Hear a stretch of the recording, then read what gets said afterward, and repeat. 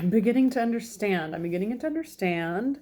I just watched this video called The Tragic Death of Jane Austen, and it was by a woman named, it's in a page called History Hit by a woman named Jen Worsley. Jen Worsley, I believe. And she said that women, okay, so Jane Austen was basically like making fun of the times that like every woman, all they had to do was like meet a man and get married. That was it. That's all women could do. Women weren't even supposed to be writing. So she was writing secretively in this secret way. And she like wasn't that wealthy, but her brother was wealthy and was basically like paying her to live because she turned 25. And then they were like, you're basically an inconvenience. And they would get like passed around between the family of like, she hasn't gotten married yet and she's gonna get married, but then she cut it off. She basically cut it off to be a writer. I'm beginning to understand, and I love learning. And I just have never been like super passionate about learning about Jane Austen because I did think it was like romantic, which is fine. I'm into that. Just like romantic, like girl falls, but there's so deeper because A, she wasn't even supposed to be writing, and B, she's basically like making fun of the time. It's very like meta. Is that meta? And now, like, there's so much to make fun of. Now it's just like so in your face, making fun of our own society and like all of the issues that are going on in our society, and everybody's very vocal about them, but she was like doing this in secret and not even allowed to be writing. And then things got published, and then people were like, this is so funny because she's like making fun of it.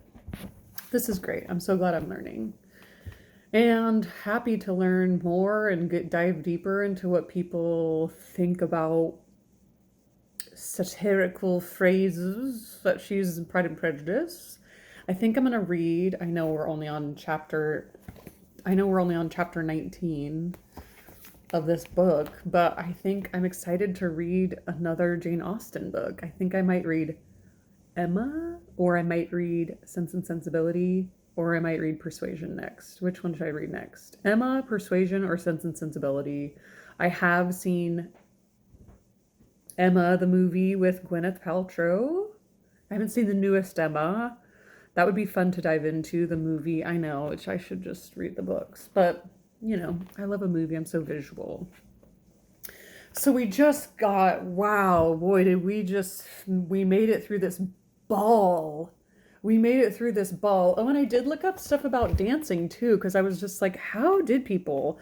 So there was like mass dance masters that used to go around and teach people dances. And this was more this time of the Regency, Georgian time. There were just more country dancing, which was different than like ballroom dancing, like waltzes and stuff. But usually like the richer couples would learn a dance, and then they would start at the front of the set, the front of the line. There was like a top and a bottom. Top and a bottom. So there was like the top of the line, and those people would basically like do the dance, and they would say, play this song, and then they would play this song that they knew how to dance to, and then they would basically like do it, dance it, and then that was their way of like teaching the other people at the bottom how to do it, and then you would slowly work your way up to the top, and that's how you would get in. You weren't even allowed to like just go anywhere and start anywhere if you got up to dance, you had to go to the bottom of the line. That's fascinating. That's quite fascinating to me. So anyway, so we just finished this incredibly embarrassing ball, and everybody was making their fools of themselves. It was quite foolish at this ball. And let's unpack. I'm sure we're going to unpack this ridiculous ball that we went to. Let's see what societal things we can make fun of. I get you, Jane. I'm starting to get you, Jane. This is so exciting. I get it, Jane. Miss Austen. Screw this society that you can't even write a book. Okay, chapter 19. The next day opened to a new scene at Longbourn. Mr. Collins made his declaration in form, having resolved to do it without loss of time, as his leave of absence extended only to the following Sunday. And having no feelings of indifference to make it distressing to himself even at the moment, he set about it in a very orderly manner, with all the observances which he supposed a regular part of the business. On finding Mrs. Bennet, Elizabeth, and one of the younger girls together soon after breakfast, he addressed the mother in these words. Oh no, the super awkward scene that we're about to watch. I don't want to spoil it, but oh no. May I hope, madame, for your interest with your fair daughter Elizabeth, when I solicit for the honour of a private audience with her in the course of the morning. Ugh. Before Elizabeth had any time for anything but a blush of surprise, Mrs. Bennet answered instantly, Oh dear, yes, certainly. I am sure Lizzie will be very happy. I am sure she can have no objection. Come, Kitty, I want you upstairs. And gathering her work together, she was hastening away when Elizabeth called out, Dear madame, do not go. I beg you will not go. Mr. Collins must excuse me. He can have nothing to say to me that anybody need not hear. I am going away myself. No, nonsense, Lizzie. I desire you to stay where you are. And upon Elizabeth seeming really with vexed and embarrassed looks, about to escape, she added, Lizzie, I insist upon you staying and hearing Mr. Collins. Oh, gosh. Elizabeth would not suppose such an injunction, and a moment's consideration making her also sensible that it would be wisest to get it over as soon and as quietly as possible, she sat down again and tried to conceal, by incessant employment, the feelings which were divided between distress and diversion. Dissociate. Mrs. Bennet and Kitty walked off, and as soon as they were gone, Mr. Collins began. He wasted no time. He said, Door closed? Okay. Believe me, my dear Elizabeth, that your modesty, so far from doing you any disservice, rather adds to your other perfections. You would have been less amiable in my eyes had there not been this little unwillingness.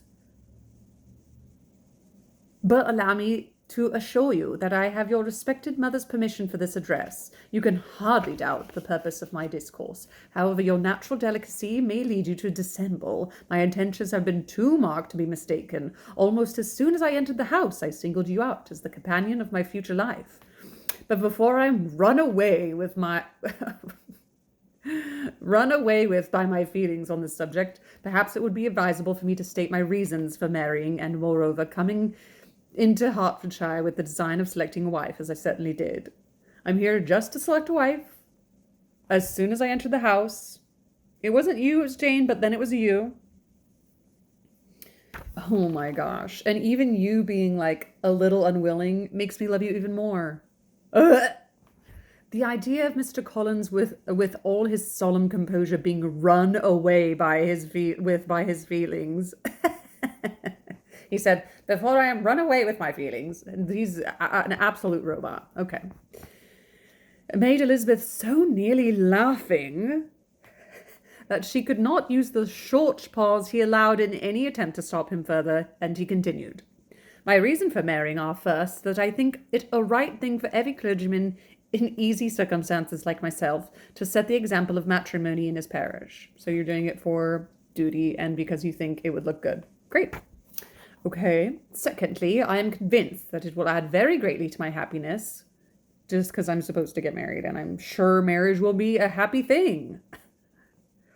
And thirdly, which perhaps I ought to have mentioned earlier, that it is the particular advice and recommendation of the very noble lady who I am the honour of calling patroness. Twice as she condescended to give me her opinion, unasked too, on this subject, and it was but the very Saturday night before I left Hunsford, between our pools and quadrille, while Mrs.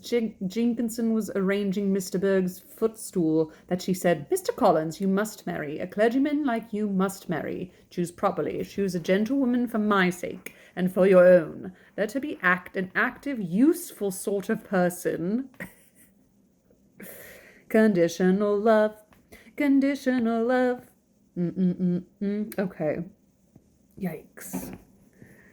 You sort of not brought up high, but able to make a small income go a good way. This is my advice. Find such a woman as you can. Bring her to Hunsford, and I will visit her. Allow me, by the way, to observe, my fair cousin, that I do not reckon the notice and kindness of Lady Catherine de Bourgh as among the least of the advantages in my power to offer. You will find her manners beyond anything I can describe, and your wit and vivacity, I think, must be acceptable to her, especially when tempered with the silence and respect which her rank will inevitably excite. I think he's in love with Catherine de Bourgh. I think he actually loves her, but he would never admit it to himself. Thus much for my general intention in favour of matrimony. It remains to be told why my views were directed towards Longbourn instead of my own neighbourhood, where I can assure you there are many and amiable young women. But the fact is that, being as I am to inherit this estate after the death of your honoured father, who, however, may live many years longer, I could not satisfy myself without resolving to choose a wife from among his daughters, that the loss to them might be as little as possible when the melancholy event takes place, which, however, as I have already said, may not be for several years. This has been my motive, my fair cousin, and I flatter myself it will not sink me in your esteem. And now nothing remains but for me to assure you in the most animated language of the violence of my affection. That's so creepy. To fortune I am perfectly indifferent, and shall make no demand of that nature on your father, since I am well aware that it could not be complied with. Your dad's poor. Got it. And that £1,000 is in the 4%?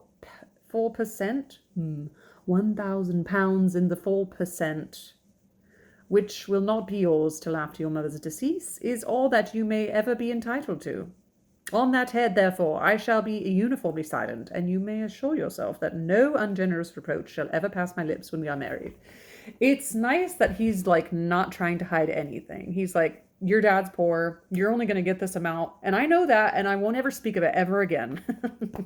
And I promise you, you will never hear me even utter those words ever again. But I do know that, and I am telling you that I know that, and you're welcome, and marry me. It was absolutely necessary to interrupt him now. You are too hasty, sir, she cried. You forget that I have made no answer. Let me do it without further loss of time. Accept my thanks for your compliment you are paying me. I am very sensible of the honour of your proposals, but it is impossible for me to do otherwise than to decline them. I have to say no. I am not now to learn, replied Mr. Collins, with a formal wave of the hand, that it is usual with young ladies to reject the addresses of a man whom they secretly mean to accept. Terrible. When he first applies for their favour, and that sometimes the refusal is repeated a second, or even a third. I am therefore by no means discouraged by what you have just said, and shall hope to lead you to the altar ere long. Upon my word, sir, cried Elizabeth, your hope is a rather extraordinary one after my declaration. I do assure you that I am not one of those young ladies, if such young ladies there are, who are so daring as to risk their unhappiness on the chance of being asked a second time. I am perfectly serious in my refusal. You could not make me happy, and I am convinced that I am the last woman in the world who could make you so. Nay, were your friend Lady Catherine to know me, I am persuaded she would find me in every respect ill-qualified for the situation. I am not, what did she say in the movie? Tainted with false modesty. I am not vexed. I am not something of a... This is such a good scene. I'm getting it now. That these men are like, oh, okay. This is like saying no. This is why men were like, okay, you said no. I'm gonna ask again. And now we're like, no. And they're like, okay. Were it certain that Lady Catherine would think so, said Mr. Collins very gravely. But I cannot imagine that her ladyship would at all disapprove of you, and you may be certain when I have the honour of seeing her again, I shall speak in the very highest terms of your modesty, economy, and other amiable qualifications. Indeed, Mr. Collins, all praise of me will be unnecessary. You must give me leave to judge for myself and pay me the compliment of believing what I say. Pay me the compliment of believing what I say.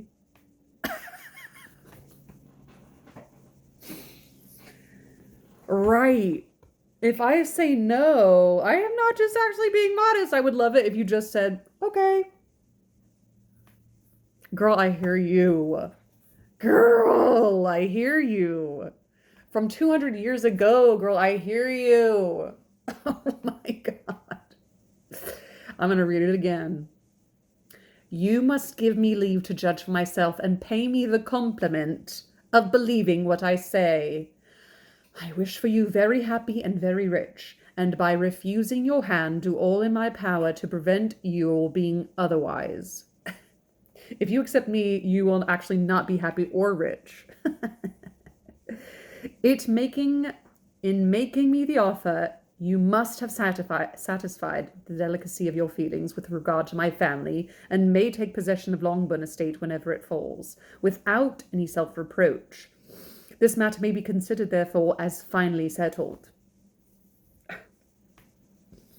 And rising as she thus spoke, she would have quitted the room had Mr. Collins not thus addressed her again.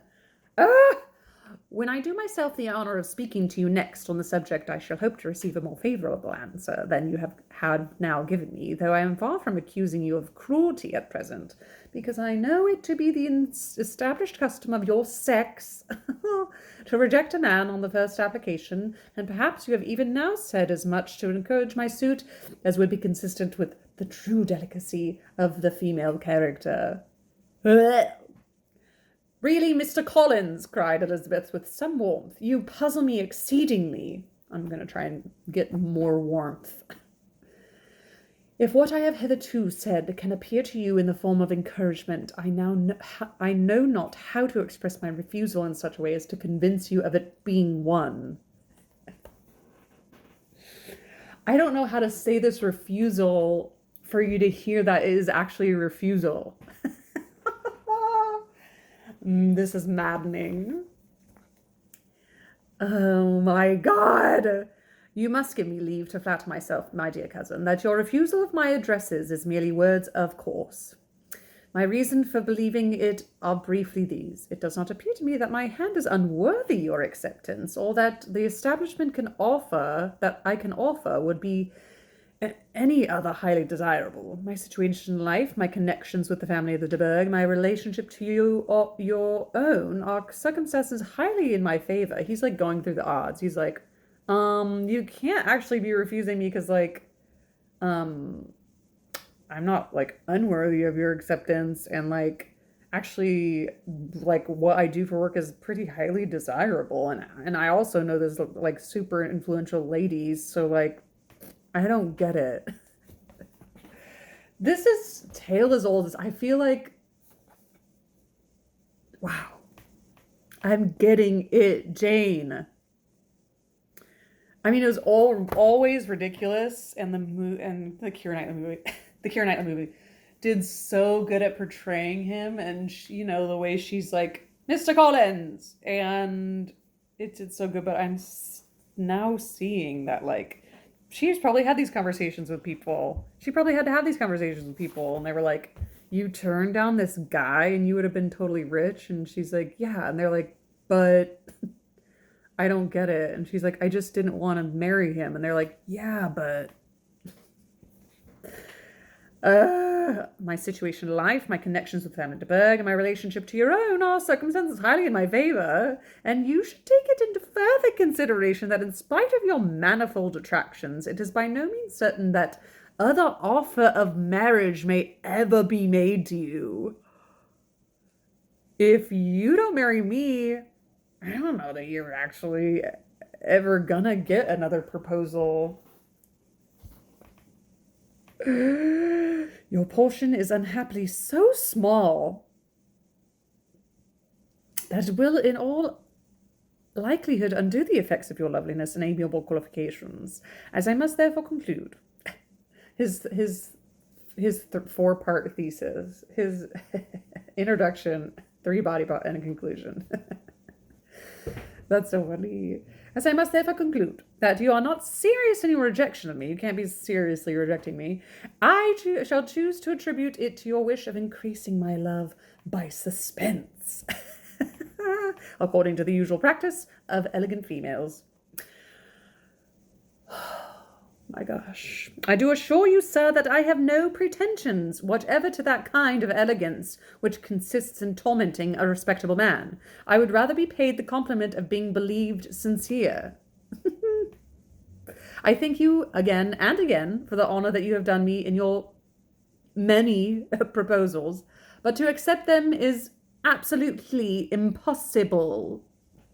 My feelings in every respect forbid it. Can I speak plainer? Do you consider me now as elegant female, intending to plague you, but as a rational creature, speaking the truth from her heart? You are uniformly charming, cried he, with an air of awkward gallantry. My face is melting off. And I am persuaded that when sanctioned by the express authority of both your excellent parents, my proposal will not fail to be acceptable to such perseverance. Oh, and then he stopped talking. Okay. To such perseverance in willful self-deception, Elizabeth would make no reply, and immediately and in silence withdrew, determined, if he persisted in considering her repeated refusals as flattering encouragement, to apply to her father, whose negative might be uttered in such a manner as to be decisive, and whose behaviour at least could not be mistaken for the affection and coquetry. Coquetry? These words always take me out, but I'm gonna get back in. Hold on. Coquetry. It's spelled like bouquet. Coquetry. What? Clothing? What? Flirtatious behavior. Yeah. So if her dad is like, she doesn't want you, then he can't be like, oh, you're flirting with me, Mr. Bennet. Got it. How long is chapter 20? Let's go into chapter 20. It's not very long, not a very long video, I promise. Last one was very long. All right, Mr. Collins.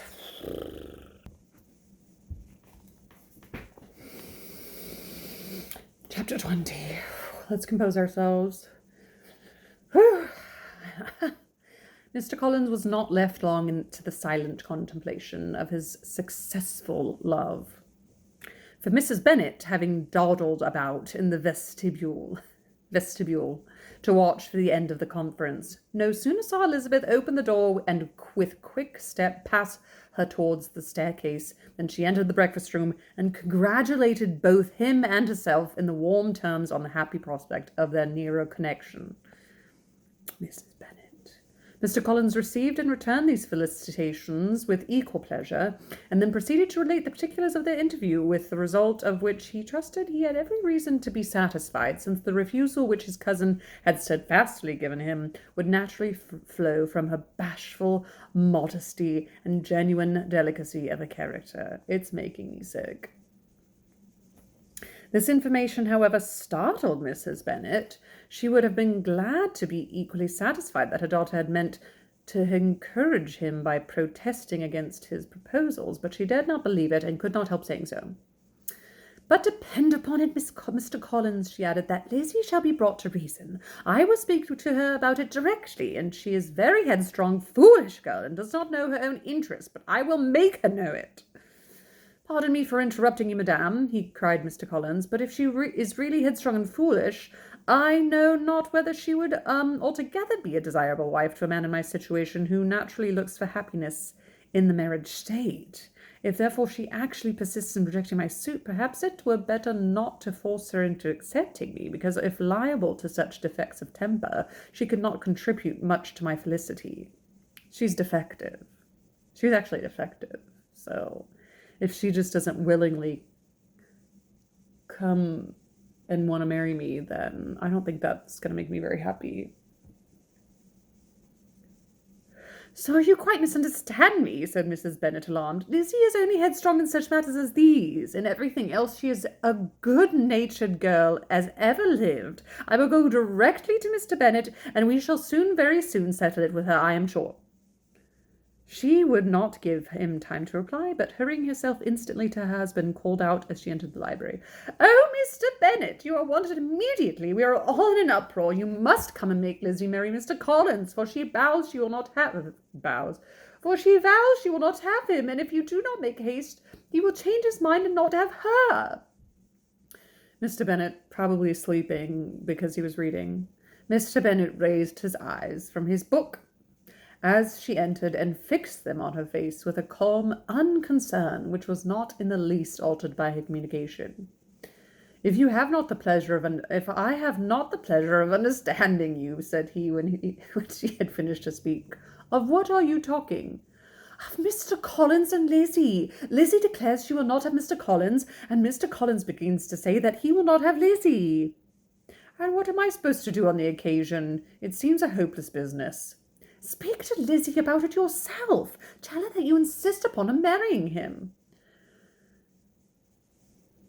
"Let her be called down. She shall hear my opinion." Mrs. Bennet rang the bell, and Miss Elizabeth was summoned to the library. "Come here, child," cried her father as she appeared. "I have sent for you on an affair of importance. I understand that Mr. Collins has made you an offer of marriage. Is it true?" Elizabeth replied that it was. "Very well. And this offer of marriage you have refused?" "I have, sir." "Very well. We now come to the point. Your mother insists upon you accepting it. Is it not so, Mrs. Bennet?" "Yes, or I will never see her again." "An unhappy alternative is before you, Elizabeth. From this day you must be a stranger to one of your parents. Your mother will never see you again if you do not marry Mr. Collins, and I will never see you again if you do." It makes me teared up every time I get tearied up. That's so sweet of her father to do that. I don't know why I just turned into a bit of Cockney, but I get tearied up every time I hear that and see that scene and everything. It is so sweet. I love Mr. Bennet. Oh, Mr. Bennet. That's so sweet. Save me. Elizabeth could not but smile at such a conclusion of such a beginning. But Mrs. Bennet, who had persuaded herself that her husband regarded the affair as she wished, was excessively disappointed. "What do you mean, Mr. Bennet, in talking this way? You promised me to insist upon her marrying him." "My dear," replied her husband, "I have two small favours to request. First, that you will allow me the free use of my understanding on the present occasion, and secondly, of my room. I shall be glad to have the library to myself as soon as may be." Not yet, however, in spite of a disappointment in her husband, hold on, turning the page, Mrs. Bennet give up the point. She talked to Elizabeth again and again, coaxed and threatened her by turns.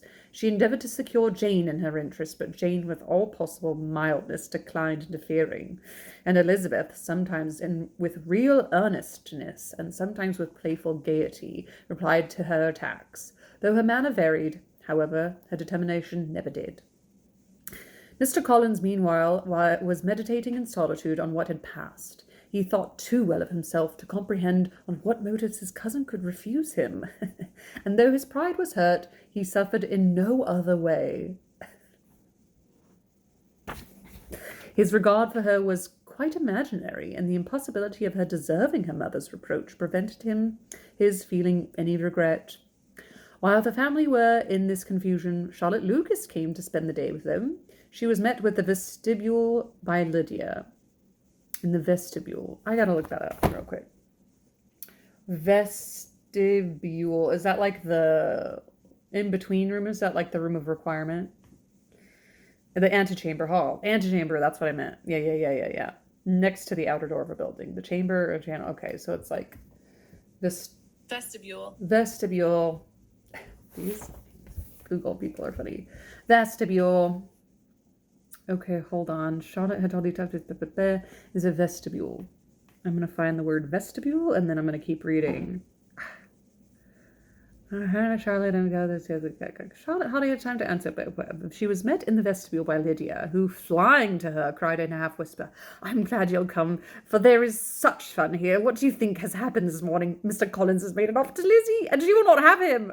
Little gossipy gossiper. Charlotte hardly had time to answer before they were joined by Kitty, who came to tell the same news, and no sooner had they entered the breakfast room, where Mrs. Bennet was alone, than she likewise began on the subject, calling on Miss Lucas for her compassion, and entreating her to persuade her friend Lizzie to comply with the wishes of all her family. "Pray do, my dear Miss Lucas," she added in a melancholy tone, "for nobody is on my side, nobody takes part with me, I am cruelly used, nobody feels for my poor nerves." Charlotte's reply was spared by the entrance of Jane and Elizabeth.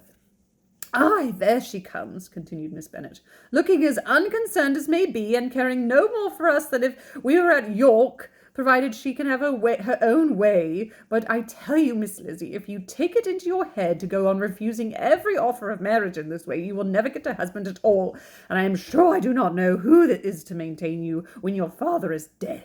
I shall not be able to keep you, and so I warn you. I have done with you from this very day. I told you in the library, that I should never speak to you again, and you will find me as good as my word. I have no pleasure in talking to undutiful children, not that I have much pleasure indeed in talking to anybody." People who suffer as I do from nervous complaints can have no great inclination for talking. Nobody can tell what I suffer, but it is always so. Those who do not complain are never pitied. Her daughters listened in silence to this effusion, sensible that any attempt to reason with her or soothe her would only increase the irritation. She talked on, therefore, without interruption from any of them, till they were joined by Mr. Collins, who entered the room with an air more stately than usual, and on perceiving whom, she said to the girls, "Now I do insist upon it that you, all of you, hold your tongues, and let me and Mr. Collins have a little conversation together." Elizabeth passed quietly out of the room. Jane and Kitty followed, but Lydia stood her ground, determined to hear all she could, and Charlotte, detained first by the civility of Mr. Collins, whose inquiries after herself and all her family were very minute, and then by a little curiosity satisfied herself with walking to the window and pretending not to hear. In a doleful voice, Mrs. Bennet began the projected conversation. "Oh, Mr. Collins!" "My dear madame," he replied. Madam, I don't know how to say it. I've got to watch the movie again. "Let us be forever silent on this point. Far be it from me," he presently continued in a voice that marked his displeasure, "to resent the behaviour of your daughter. Resignation to inevitable evils is the evil duty of us all. The peculiar duty of a young man who has been so fortunate as I have been in early preferment. And I trust I am resigned. Perhaps not the less so from feeling a doubt of my positive happiness, and my fair cousin honoured me with her hand. For I have often observed that resignation is never so perfect as when the blessing denied begins to lose somewhat of its value in our estimation. You will not, I hope, consider me as showing any disrespect to your family, my dear madam, by thus withdrawing my pretensions, yes, to your daughter's favour, without having paid yourself and Mr. Bennet the compliment of requesting you to interpose your authority on my behalf. My conduct may, I fear, be objectionable in having accepted my dismission of your daughter's lips instead of your own, but we are all liable to error. I have certainly meant well through the whole affair. My object has been to secure an amiable companion for myself, with due consideration for the advantage of all your family, and if my manner has been at all reprehensible, I here beg leave to apologize. Whew.